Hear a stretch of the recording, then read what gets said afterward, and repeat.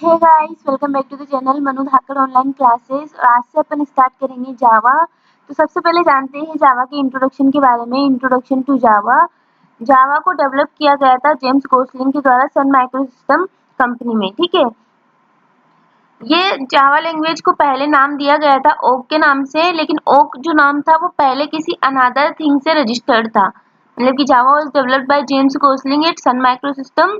Firstly Java language called by name Oak, पहले इसको नाम दिया गया था Oak, but Oak is registered by another things. Oak जो था वो किसी और चीज का नाम था, पहले से रजिस्टर्ड थिंग का। ठीक है, so it is introduced to Java. तो इस ओक जो नाम दिया था जावा को, उससे पहले इसका नाम जावा का जो नाम था वो ओक था, लेकिन ओक किसी अदर थिंग का नाम रजिस्टर्ड था, इसलिए फिर इसे जावा नाम दे दिया गया।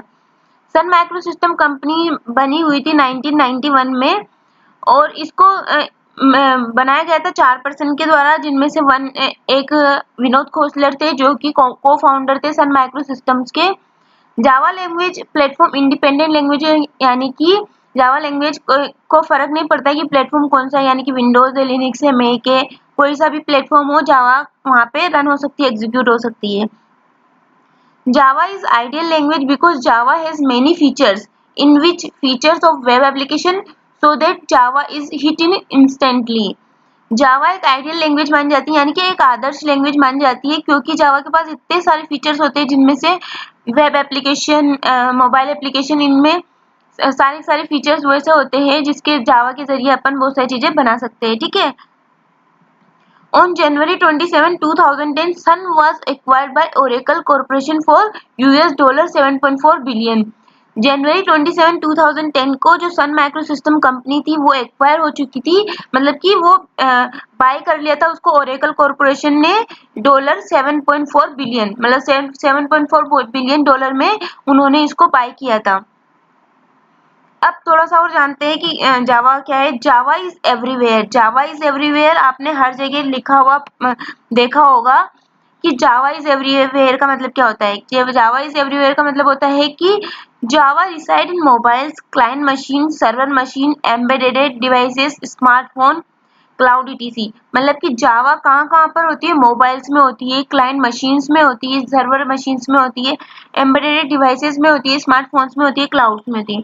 It share the same basic features of the language and libraries. ये जो लैंग्वेज एंड लाइब्रेरीज के होते हैं फीचर्स होते हैं, उनके सेम बेसिक फीचर्स को शेयर करती है। अब ये इसके अलावा जो जावा का प्रिंसिपल क्या है, जावा का जो सबसे मेन प्रिंसिपल ये है कि राइट वंस रन एवरीवेयर। मतलब एक बारी अगर आपने इसको राइट कर दिया है, लिख दिया है इसका कोड, तो आप इसको कहीं भी एग्जीक्यूट करवा सकते हो, कहीं भी आप इसको रन करवा सकते हो।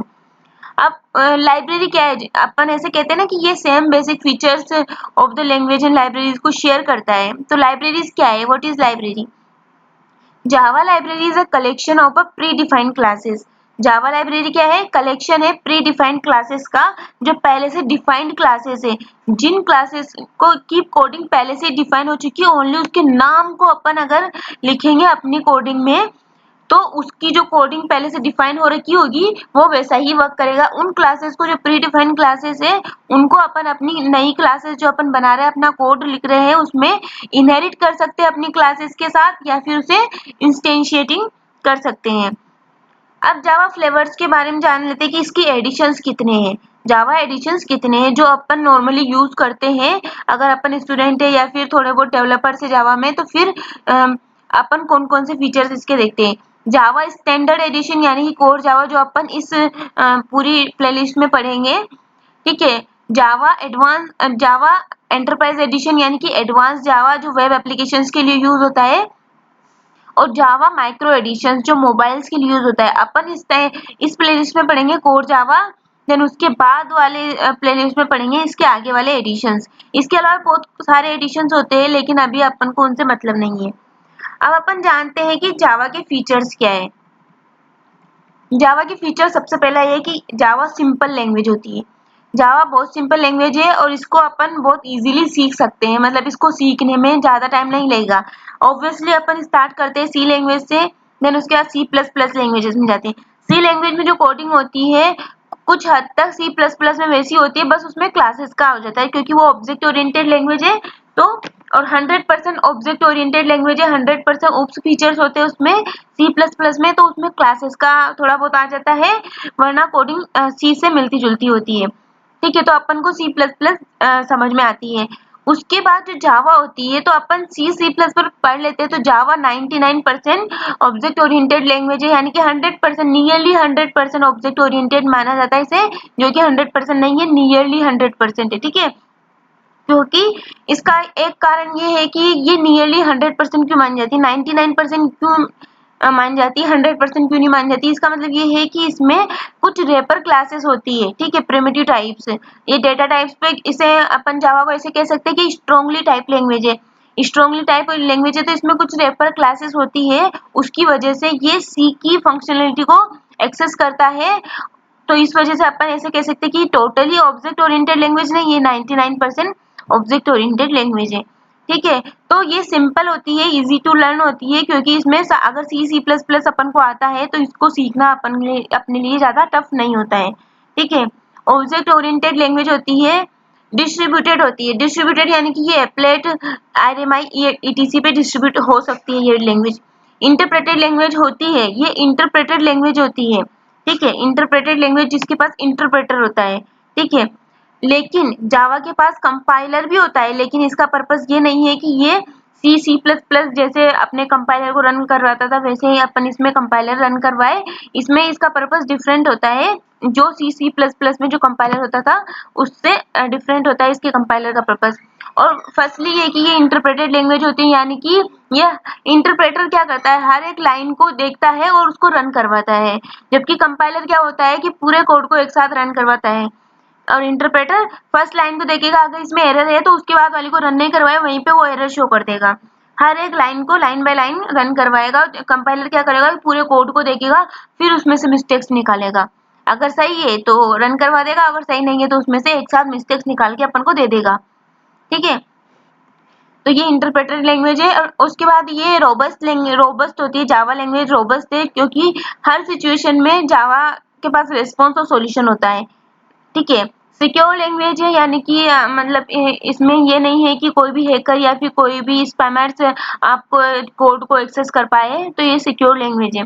पोर्टेबल प्लेटफॉर्म होती है, यानी कि आप डिफरेंट डिफरेंट प्लेटफॉर्म पे आप इसको रन करवा सकते हो, मतलब प्लेटफॉर्म इंडिपेंडेंट होती है, कोई सा प्लेटफॉर्म हो ये वहाँ पे रन हो जाएगी, एग्जीक्यूट हो जाएगी।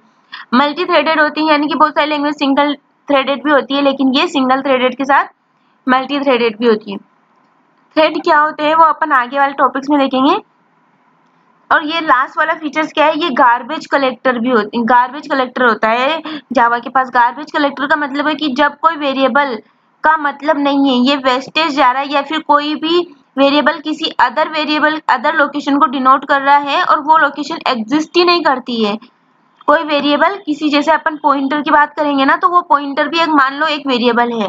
ठीक है, तो वो पॉइंटर किसी अदर लोकेशन को एक्सेस कर रहा है, लेकिन वो लोकेशन एग्जिस्ट ही नहीं करती है, तो उस जगह को मतलब ये तो फिर वेस्टेज माना गया है कि अपन जो वेरिएबल बना रहे हैं वो वेस्टेज है।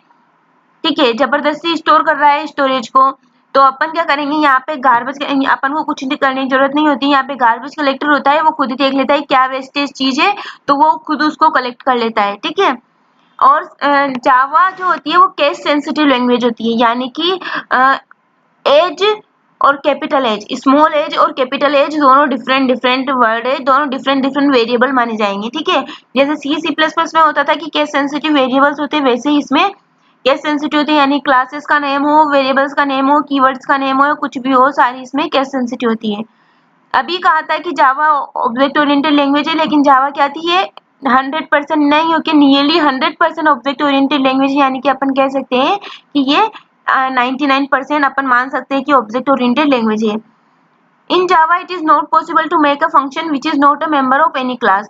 मतलब कि जैसा अपन C++ में करते थे कि अपन को कोई फंक्शन बनाना है और वो आउट ऑफ द क्लास बनाना है, यानी क्लास अपनी खत्म हो चुकी है, उसके बाद भी मुझे कोई फंक्शन क्रिएट करना है जो क्लास से बिलोंग नहीं करता है।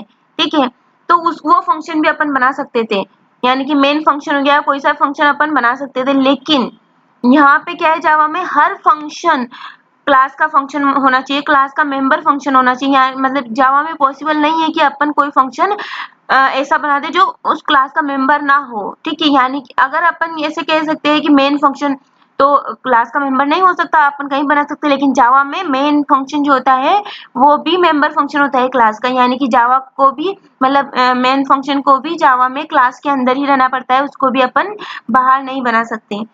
ठीक है, तो ये था पूरा जावा का इंट्रोडक्शन, उसके फीचर्स और उनके एडिशंस के बारे में। ठीक है, तो I hope you like this video and thank you for watching this video.